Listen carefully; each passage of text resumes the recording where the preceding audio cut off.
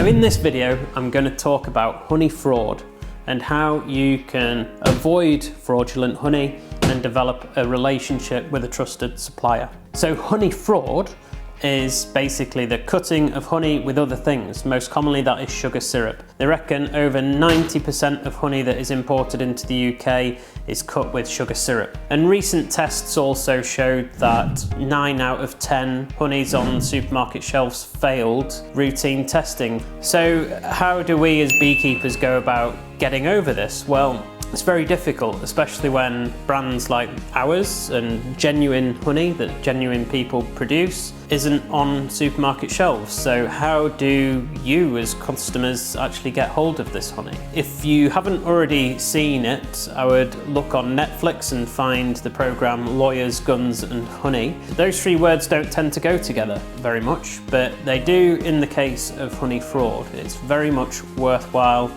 having a look at that series. It's called Rotten on Netflix and it's Lawyers, Guns and Honey. And it talks about the honey industry in the whole world and how honey is being cut or blended with syrup and made to go further basically. So what you need to do is to find a trusted supplier, a supplier who has an open door policy effectively, where you can actually go and see the honey being produced, the bees, and you need to develop a relationship with that supplier. In the UK, there are actually only 400 commercial beekeepers. They are beekeepers that keep bees for a living. They are not your backyard hobby beekeepers. These are guys that actually keep bees to keep a roof over their head.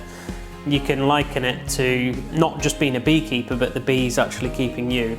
So it's important to us to produce the real stuff and to make sure that customers can actually get hold of proper honey. And so that is our mission. Over the years, we've increased the number of colonies that we've kept from about 40 when we started to almost 300 honey production colonies now. And that equates to producing somewhere between 10 and 20 tons of honey a year. But what do you actually need to look out for when you're going around the supermarket to know whether your honey is real or not? It's very difficult. One of the things that you should look out for is where the honey is produced.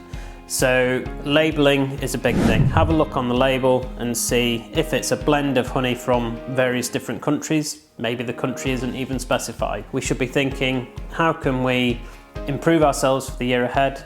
And if at all possible, when you're going around the supermarkets, look out for those really cheap jars of honey, but do ask the question, is this real? Could I be doing better? Could I be putting better stuff into my body? And could I be developing a circular relationship with a bee farmer who really needs your help to combat honey fraud?